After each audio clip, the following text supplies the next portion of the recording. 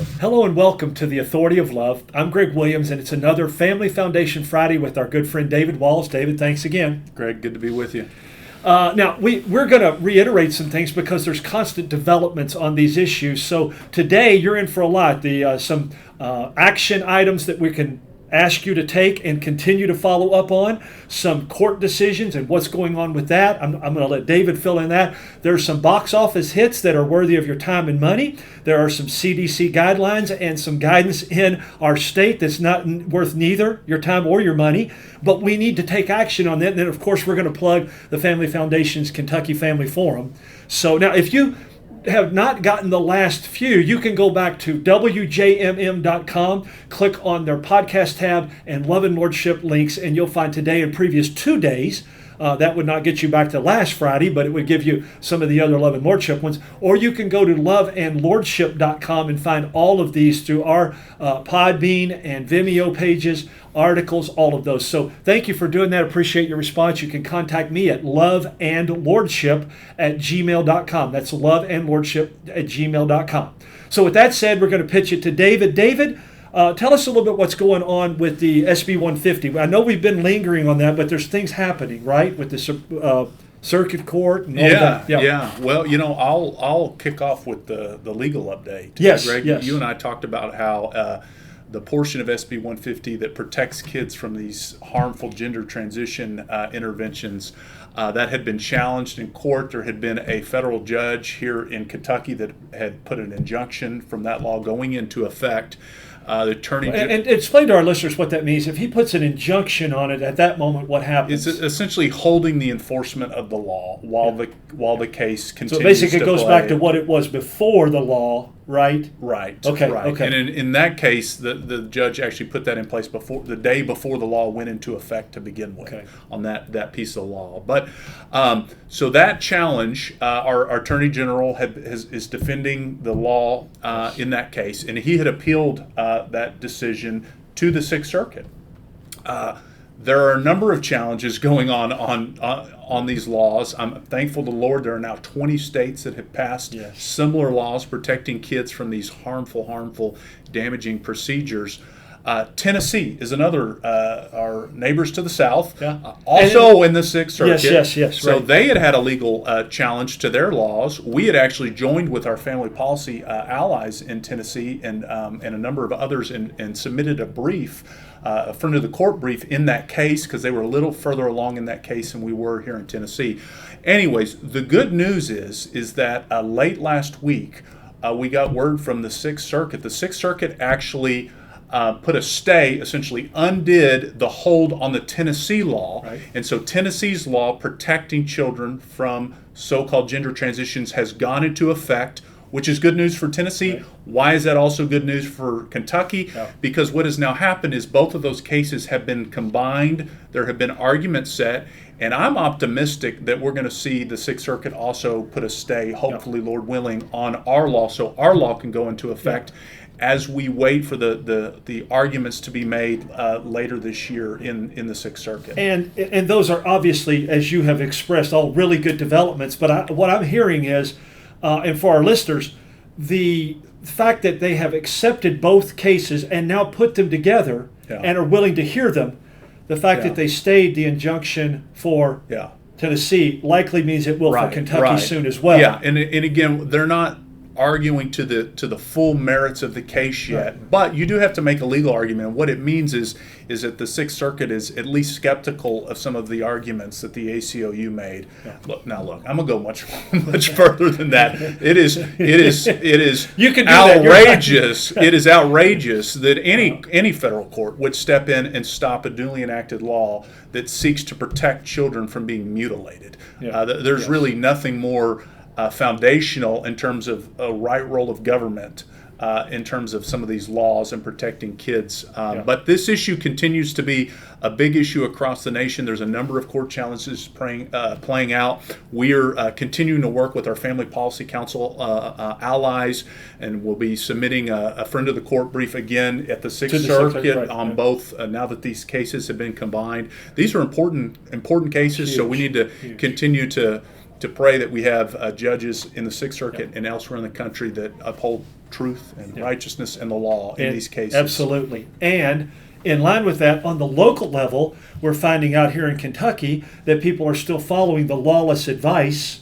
or guidance from Governor Beshear's Kentucky Department of Education. We know Fayette County and now Jefferson County. Enlighten our listeners to what's going on with that and some of the things there. Yeah, Greg, you and I have talked about some of the other provisions of SB 150 relating to protecting kids from LGBTQ indoctrination, also the requirements in the law that require common sense bathroom policies to be set into place. Those provisions, both Lexington and now Louisville, have been looking to this flawed guidance, that the politicized guidance that the Beshear administration, Commissioner Jason Glass, their Kentucky Department of Education put out. And I continue to be so thankful for the tremendous work that Attorney General Daniel Cameron and his team did. Absolutely. They just put out, also recently, a 13-page Attorney General opinion completely refuting this absurd guidance.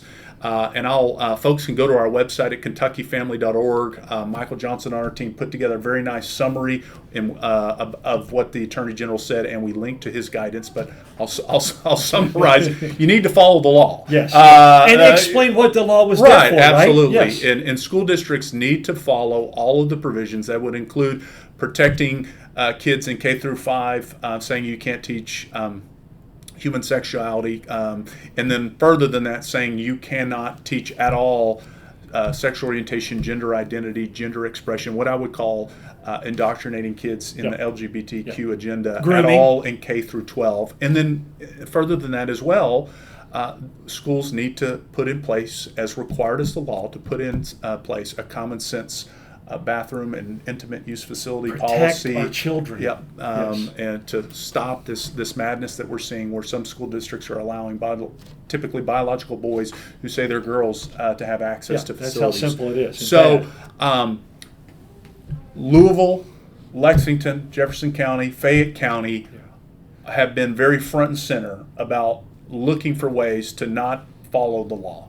And so with this new guidance out, there really is no grounds. And really, these school districts are putting themselves in legal jeopardy if they don't follow the law. So we have recently put out another follow-up action alert to our supporters here in Lexington, in Fayette County, encouraging them to contact the board again, and folks can go to our website at kentuckyfamily.org, get signed up for those alerts. And then, as you mentioned, Greg, we've also sent a similar alert out now in JCPS, in Jefferson County Public Schools, because they have publicly are now announced that they're considering how they're essentially not going to follow these important provisions. or literally ignore it. Right. And it's just, Greg, it continues to be just so troubling to see the lengths in which these school districts will go to subvert the law, knowing that what's really behind that is they want to continue to promote an ideology that just simply doesn't have any place in our public schools. No, it really shouldn't have in our society, although we know that stuff happens, but definitely not with our children. Yeah. Definitely not. Now, David, along those lines, because it does impact us, we've got things like, because we'll get back to, let me ask a question before I get into this. Let me ask a question. On your kentuckyfamily.org/take action, what can they find there for Fayette County? Can they find their board members through that, or the central office? What will they find there so they'll know what they're looking for? We have alerts set up where folks, when they take action, they'll be able to send a message to all the members of the school board. Okay, good. And the superintendent in both Fayette County and in Jefferson County. So that's what they're looking for. So go to that and do that, right? And if you have if you've got a personal, a personal relationship, you can reach out over the phone as well. Look, this is an important time to really bring some accountability to these school districts as we, hard to believe it, but before we know it, it'll be time for schools to start and we need back to off stand again.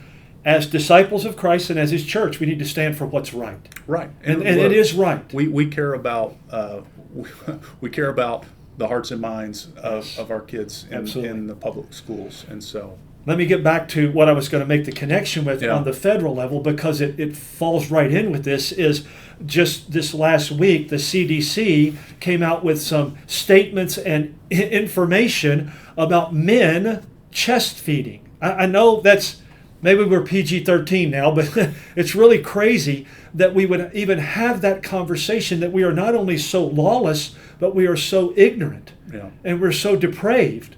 The Bible talks about that. Yeah. And so, anyway, this falls right in line with the things that we're seeing happening with the people who are trying to circumvent these laws and push them away or ignore them so they can continue getting at these kids. Yeah, I mean, day by day, Greg, continue to just be astounded both by the administration, the Biden administration at the federal level, the lengths at which they are going to promote this radical ideology that has absolutely no basis in science or biology. You know, we're continuing to see it in the abortion context as well. And you know, and unfortunately here in Kentucky, we have a governor and an administration here that is very much in lockstep and alignment on those issues. And please remember that come November. I can say that. So please remember that come November. That you would remember what you're voting for. That's all I'm asking you to do is to remember what you're voting for. There will be a number of important issues to take into account, but certainly. The issue of life, the issue of protecting kids from this radical ideology, protecting our kids from these harmful surgeries, that's going to be a big issue. Well, and another one as we begin to close out here, David, it's not on the national level, but it does impact nationally because it's in California, and we all know what that means, bellwether, some of the things there. But they've literally come out now in part of this grooming, indoctrinating, and even with, I alluded to a box office, I won't say anymore because you and I haven't seen it, but a movie about trafficking. And California had an opportunity to make child trafficking a felony, and they chose not to. That's right in line with all those, mainstream media and all those who fall in line with the whole idea of abortion on demand at any time. Right. We're not really valuing life at any level. You know, use it, abuse it, whatever you want to do. Destroy it. That's really sad. That's what we're really dealing with. Absolutely. Yeah. So there's one other thing we want to hit before we close here. David, you've already talked about the Take Action at KentuckyFamily.org/takeaction, but also October 7th. Yes. Plug the forum again. Yeah, we're, as we shared last week, we have now, ticket sales are underway for our first ever. And they're going like barbers, right? Kentucky Family Forum. Folks go to our website again. It's going to be a day-long Christian Public Policy Biblical Worldview Conference. We've got, as I mentioned last week, Greg, you're going to be speaking, but we've got a biblical worldview expert from our friends at Family Research Council. Some of our other national allies will have representatives there. We've got some of our strong pro-family leaders in the General Assembly, grassroots leaders. We're going to be covering a lot of important topics. You know, I think it's really going to be an important event that will equip Kentuckians to be the salt and light that we called to be. So, and we will have that not only at KentuckyFamily.org/events, but or you can just go to KentuckyFamily.org and click on it. But we will have that information on the podcast. When you click on that, I always put those on there. So, David, thanks again for being with us. Thanks to you for joining us. Thanks for those who have contacted us and let us know. Many are watching these Family Foundation Fridays, and we appreciate that and your encouragement that you're giving us in that. On Monday, I will continue back with some messages from our book, The Authority of Love. So we'd love to hear what you think about that, and join us and invite your friends to join us. Thank you for joining us today. Thanks for your prayers. Thanks always to the Lord. Make it a great day, and God bless in Christ. Stay tuned for Bill Reeser and Encounter, and then at 12:45 for my good friend Greg Horn and Hope is Here. I'm Greg Williams, and you're listening to The Authority of Love.